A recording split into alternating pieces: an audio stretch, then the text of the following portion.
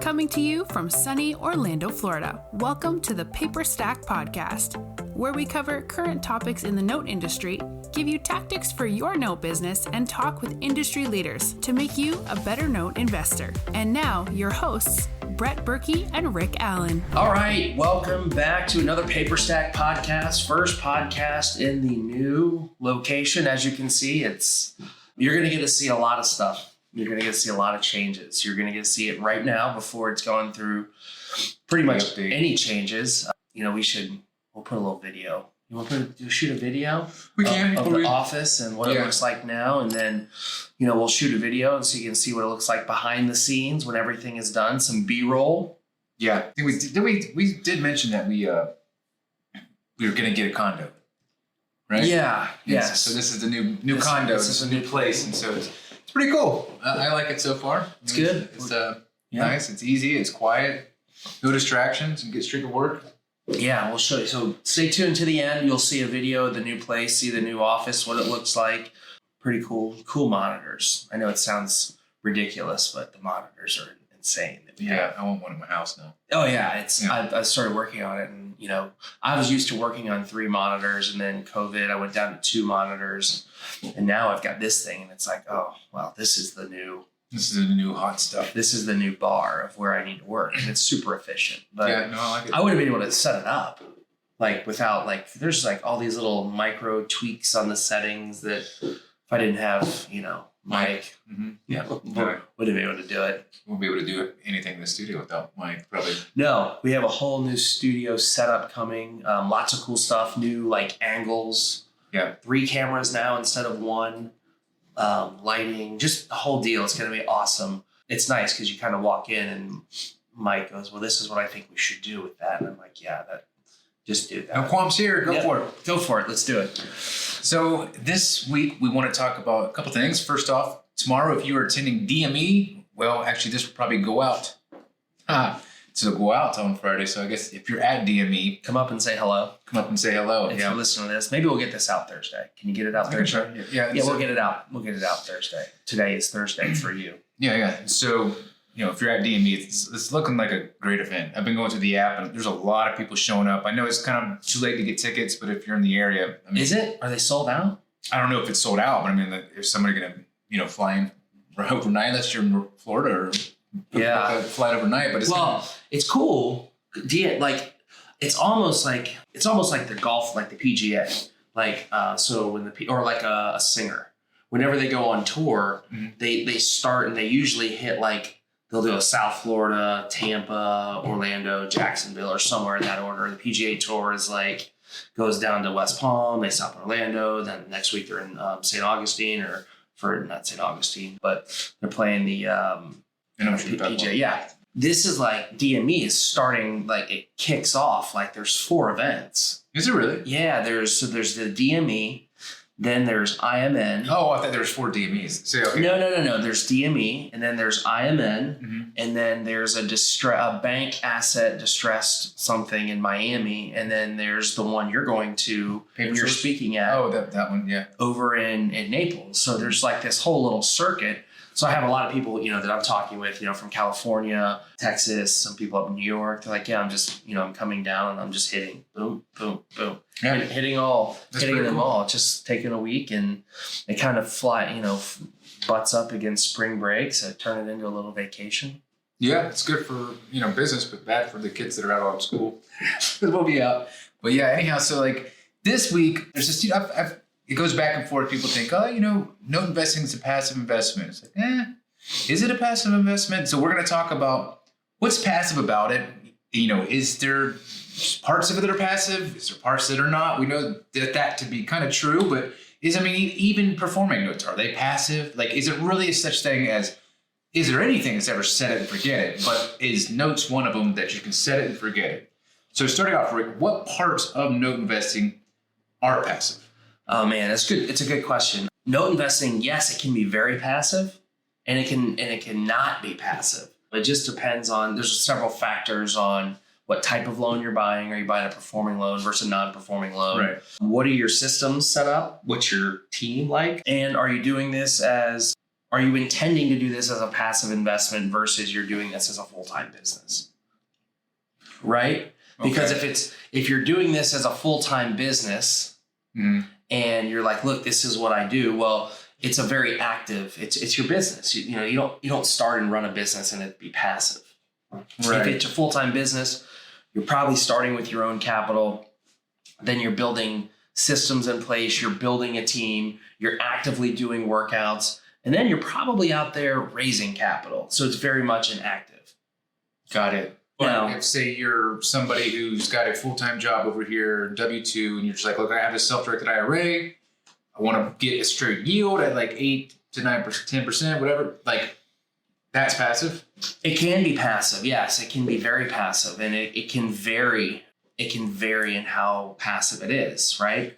So what's the one extreme? Like most passive, it can be like, easily, the most passive way to invest in mortgage debt is to invest in a fund that invests in mortgage debt, right? That makes total sense. You literally give them the money. So, MWM fund were closed down, not taking investments, but there's other funds over, whether it's Chris 70. Chris 70's got a fund. Eddie Speed's got Colonial Capital Management. Martin Sains has got a fund. I'm sure who else is out? Dan Deppen. There's a whole bunch of them out there. Jason Lewis has a fund. There's a lot of different funds out there that you can sort of just take your money, plug it into it, and just be done, right? So that's the most passive. It's so true because so I went to an event at Martin's during Christmas, and some guy that was a big real estate guy out of New York, he was there.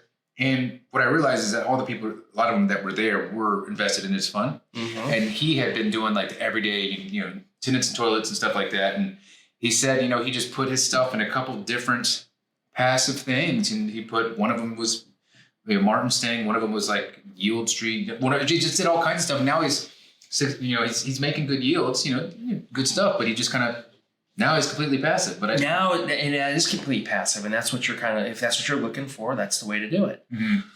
Now the other extreme is you're buying non-performing loans that you're just require in-depth workouts, and you're taking them through foreclosure, and you're getting them back and doing the rehab on them and selling them and doing owner financing on them.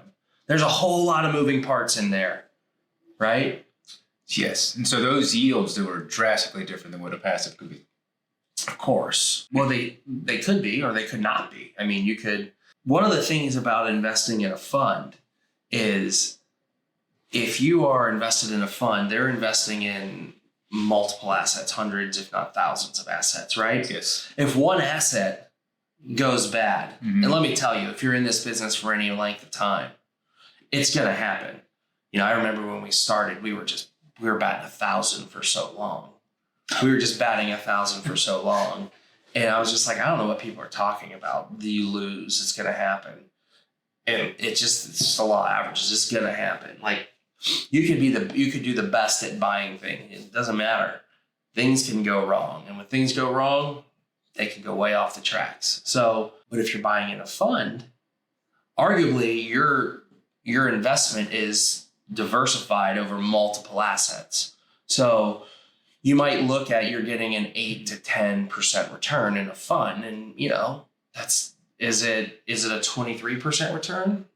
No. But if you are able to invest $50,000 or $100,000 and have that spread out over hundreds of assets, then the performance of the fund isn't based off of one asset.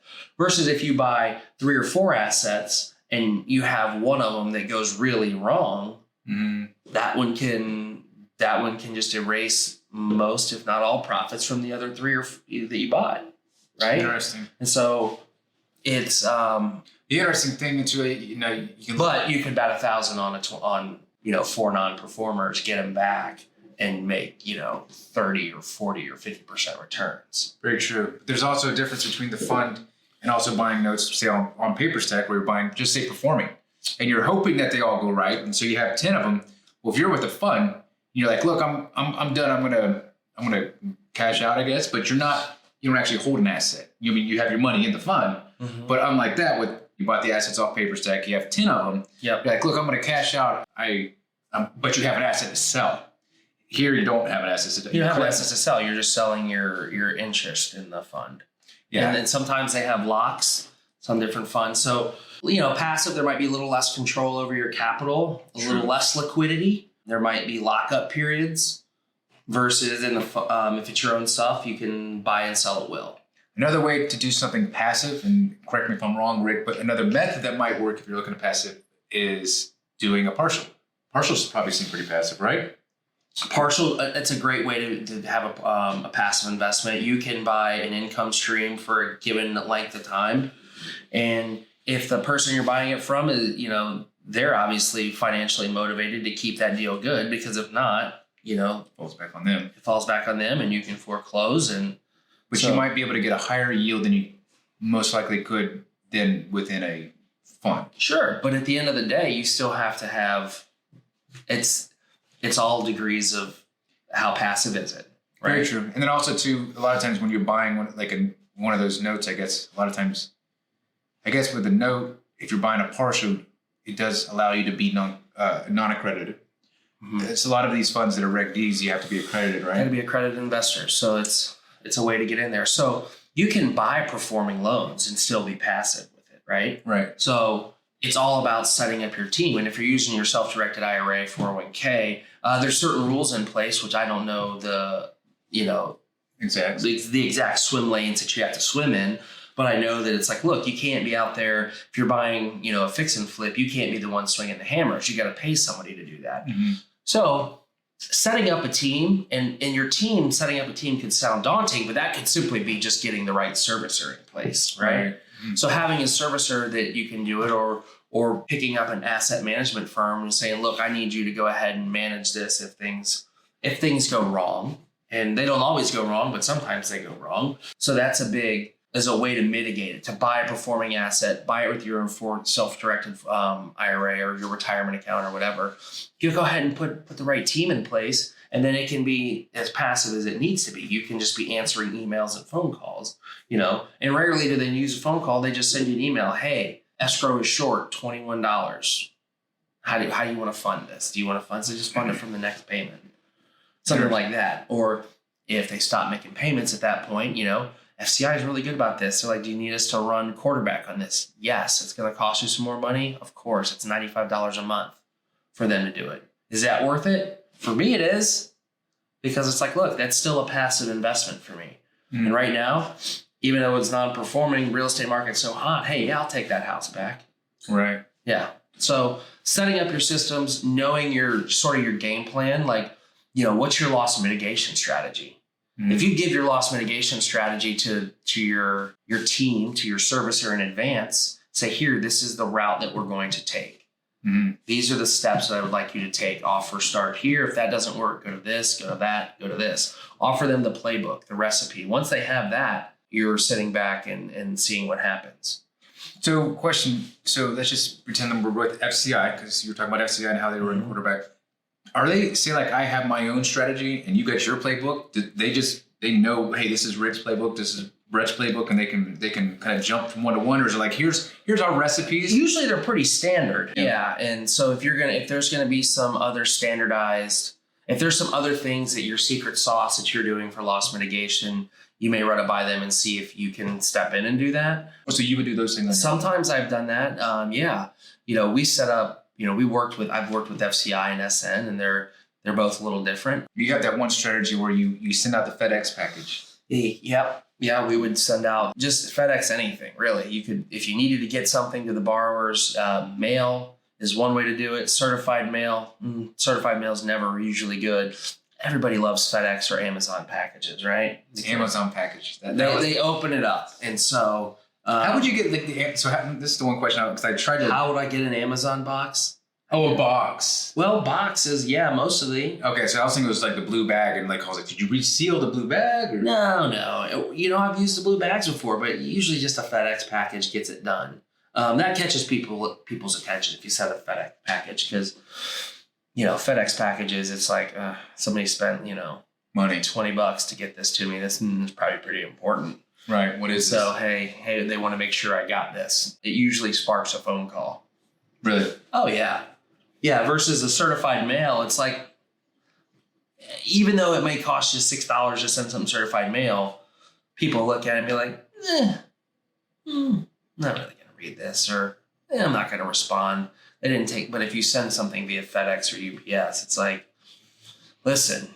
I mean, a lot of times, even with the certified, it's just like a yellow sticker, right?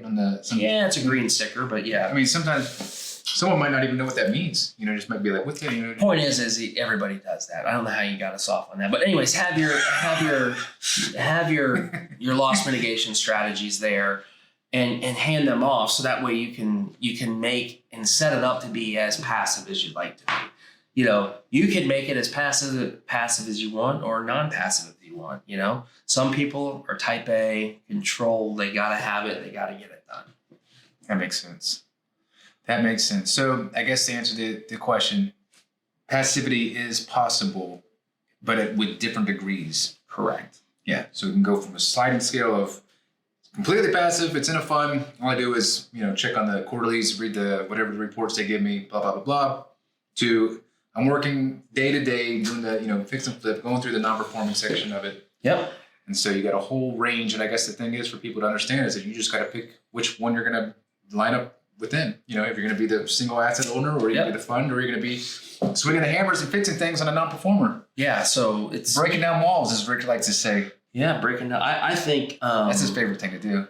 Break down walls. You always say if you're never having to break down walls or open up a wall. If you don't want to start opening up walls. When you open up walls, that's when things go wrong. That's when you're like, it's like anything, right? You start getting in there, and like if you work on engines or take apart cars or do anything like that, like if it's working and you start pulling pieces off, you might snap a bolt off. You don't know what's going to happen when you get in there. So I say, like, listen, anybody who's done a rehab knows when you start opening up walls, shit hits the fan. It just happens. You always, because your budget always gets blown. Yeah. You always know that when I start opening up walls, there's more stuff that I'm going to find that's wrong that's just on the exterior. So a lot of times when you start opening up walls, things go, it's just take your budget, and there's a line item for that. It's the open up wall line item. I'm going to make Rick a t-shirt for his birthday. What's that? Don't ever open up walls. Don't open up the walls. Yeah, no, that makes sense. Well, that's good. Well, so if you are going to DME, we will see you there, most likely, if you saw this. But, if not, I am in. And then Paper Source is coming up in May. So we will be at Paper Source, Las Vegas. Yep, that's one really big. If they use the same venue as they have in the last couple of times, it's huge. It's really big, really fun too. It's actually longer than most that I've been to. It's like 4 or 5 days. The whole thing? Yeah, it's long. It's like I think it's 3 days. It might be. I think it's 2 full days and then a half day, and you're done. Maybe. I think it's like Friday, Saturday, all day Friday, all day Saturday, and then you leave Sunday. It's over at 1. Maybe we just go for 4 days. Well, yeah, we get out there Thursday because you can't travel. We can't get there in time to be there. No, we can't get there in time to be there in the morning. And it's Vegas. It's Vegas, so it's like, yeah, that's one more day. Oh, and then there's one in Arizona. Noteworthy. Now it should be in like September. It's gonna be warm, but we were on a radio show. Patrick Franz, and he's gonna be going out there. So he's the note mentor. Mm-hmm. So we're going to he and I probably have a date on the golf course. We're going to take our golf clubs, and he says he's a 6 handicap. So I'm going to get out there and see if I can test him to see if he's really a 6 handicap. All right. Well, good stuff. If you have an episode idea for us, please let us know. Of course, like always, if you haven't subscribed, please do. And that's pretty much it for this one. And welcome to our new studio. And Stay tuned for the video coming up. Yep. The video's coming up right now.